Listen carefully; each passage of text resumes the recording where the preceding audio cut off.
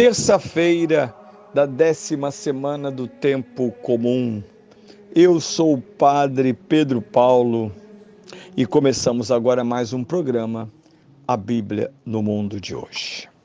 Bem, reinício do Tempo Comum, isto é, nós somos igreja exatamente porque o batismo nos associou a Cristo, somos seu corpo, mas somos, sobretudo, a condição mais profícua da nossa vida cristã é que estamos ligados diretamente às fontes. Estamos ligados diretamente às fontes. Através de uma característica que é de todo cristão. Se não houver essa característica, não sou cristão. Sou essencialmente, porque fui batizado, mas não sou verdadeiramente. Ou sou discípulo, ou não sou cristão. Cristo não está à minha disposição. Eu é que estou à disposição dele. Por onde ele quiser, do modo que ele quiser. Inclusive, se ele quiser minha vida, eu vou entregá-la a ele.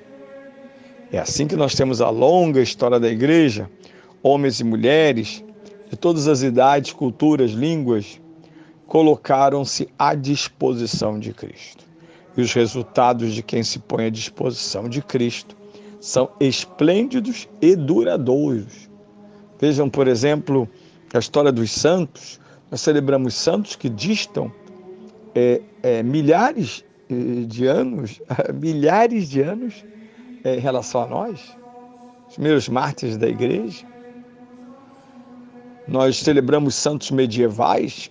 Outro dia celebramos duas medievais, a Santa Joana d'Arc e também Santa Rita de Cássia. E assim por diante. E no momento contemporâneo, a igreja vai reconhecendo e vai beatificando, canonizando gente que, na fileira atrás de Cristo, queres me seguir? Vem atrás de mim, com a cruz, todos os dias. Esta gente exercitou de tal modo isto que o prêmio, a coroa de glória, chegou. E eles usufruem profundamente de tudo isso. Pois bem,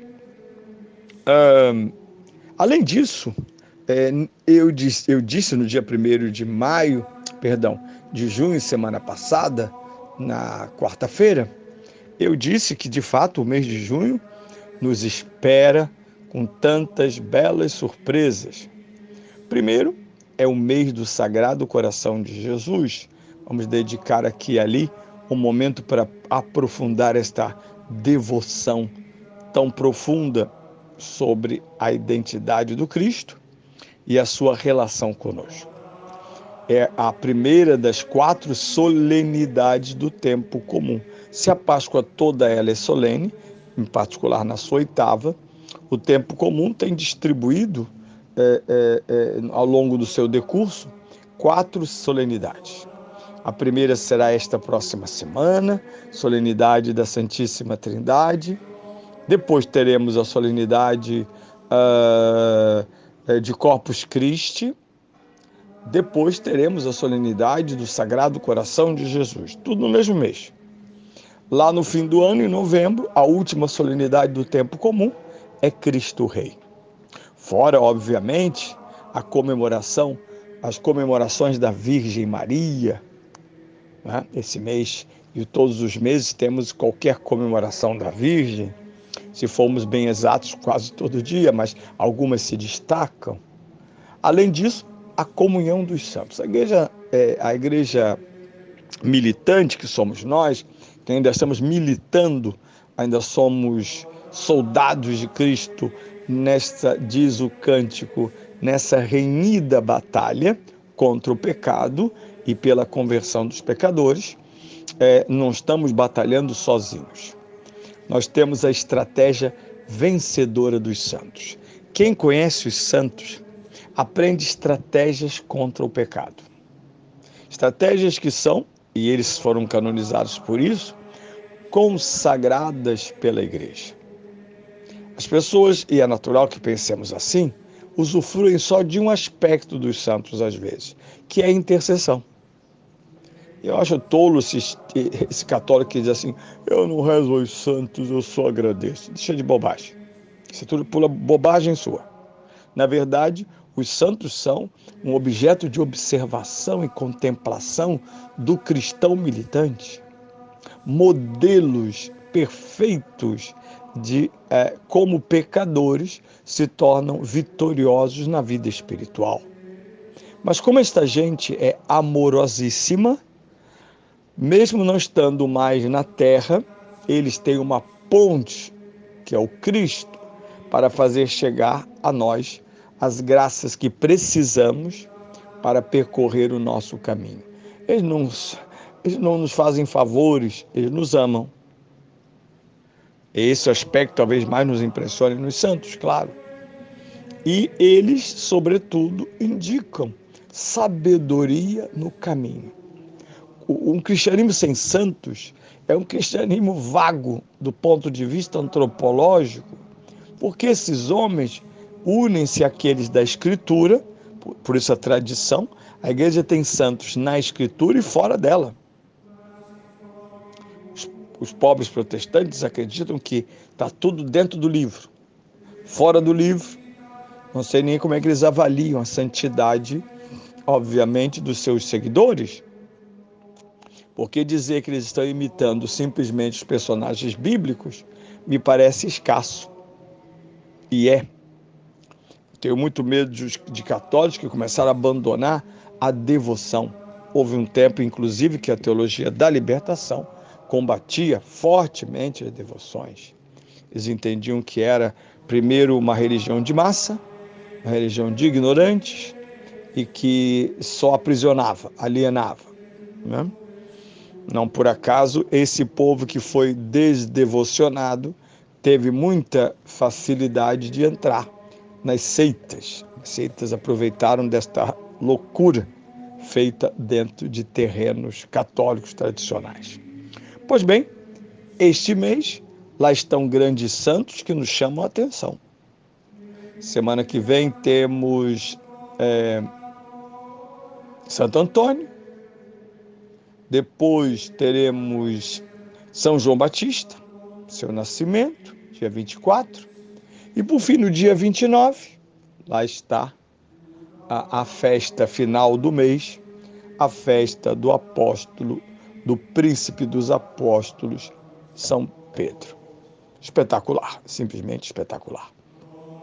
Por isso, é tão importante que nós sigamos o tempo comum, ladeados por esta maravilha que é a vida de Cristo na vida dos seus santos. E eu quero terminar as nossas reflexões sobre Pentecostes com a segunda leitura do domingo passado. Primeira carta aos Coríntios, capítulo 12, versículos 3b a 7, 12 a 13. Irmãos, ninguém pode dizer Jesus é o Senhor, a não ser pela ação do Espírito Santo. De fato, há diversidade de dons espirituais, mas o Senhor é o mesmo. Há diversas operações, mas é o mesmo Deus que opera tudo em todos. Em cada um se manifestam os dons do Espírito para o bem comum. Assim como o corpo é um só e tem muitos membros, e todos os membros, apesar de numerosos, constituem um só corpo. Constituem um só corpo, assim também sucede com Cristo. Na verdade, todos nós, judeus e gregos, escravos e homens livres, fomos batizados num só Espírito, para constituirmos um só corpo, e a todos nos foi dado beber de um único Espírito. Aqui está a síntese, que depois voltará na carta aos Romanos. São Paulo tem uma pneumatologia muito desenvolvida, visto que era tocante e expressiva a ação do Espírito Santo, sobretudo de modo extraordinário, porque as primeiras horas da igreja são extraordinárias. E a todos nós foi dado de beber de um único Espírito. Na carta aos Romanos, ele vai dizer que o Espírito foi derramado nos nossos corações. Ora ele é vento, ora ele é água, já que purifica, lava, torna translúcida a visão de Deus. Mas, sobretudo, o Espírito garante a confissão. Ninguém pode dizer Jesus Cristo é o Senhor, Jesus é o Kyrios, a não ser ungido pelo Espírito de Deus. Não é uma unção psicológica, não é uma unção psicológica. Por isso a unidade da igreja depende, e por isso o Espírito Santo foi entregue no dia de Pentecostes, a unidade da igreja depende, por isso ela jamais será rompida plenamente, apesar das nossas cisões, divisões, brigas e lutas. O Espírito Santo garante, ele é o articulador de todos os membros da igreja em relação à sua cabeça, que é o Cristo.